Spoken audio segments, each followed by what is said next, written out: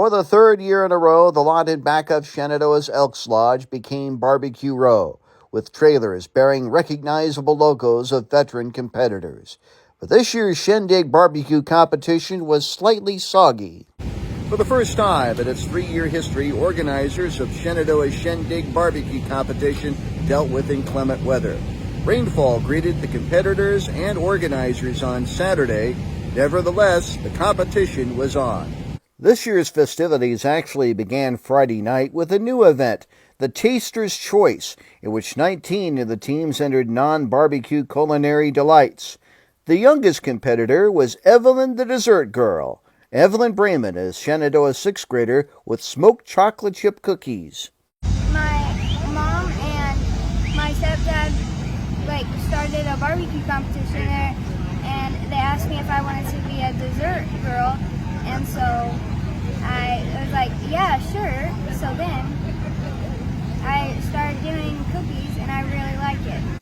Then came Saturday's soggy weather. Despite the wetness, gas and grass rocked on. And the 38 teams went about preparing their pork, brisket, and chicken for judging.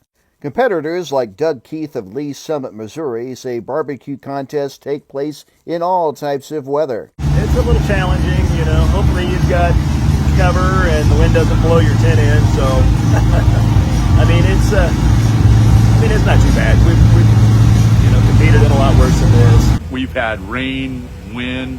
There was one year where we had rain every year, and it was terrible. But the wind, I'm glad the wind ain't blowing today, because the wind is terrible. I can deal with the rain. The wind, I hate it. When the rain ended and the smoke cleared, one team was grand champion. For the 2nd year in a row, Hot Daddy's Barbecue won top honors. Kyle and Amy Coons of Graston, Minnesota owe their success to their method of preparation. Getting your process down, making just, average barbecue, something that, when it goes onto the table for 6 judges, nobody's going to be offended. Non-offensive barbecue. This year's competition was kind of interesting because a lot of it was because of the weather. Did the rain pose any sort of challenge in getting the food ready this year? No, it doesn't really pose any challenges. It does create a couple obstacles, such as, when it's humid out, a lot of your rubs have a hard time setting just because of the extra humidity, so it takes a little extra time. But other than that, no, it's just regular cook. Mace Henson, co-chair of the Forum to Revitalize Shenandoah's ShenDig Committee, says this year's ShenDig was the easiest and in some ways the most challenging. This third one, we knew what we're doing. We know what we're doing as far as putting on a good barbecue competition now. We're better organized, and we're checking boxes instead of scrambling to try and figure out what to do. And so that was the plus, but then it just seemed like there was one challenge right after another, putting it together in these last few weeks. Right, hurt us a little bit with food vendors, and then obviously this morning's rain was kind of a unexpected duration, I guess is what I should say. Yeah. And so I think that hurt our attendance just a little bit this morning.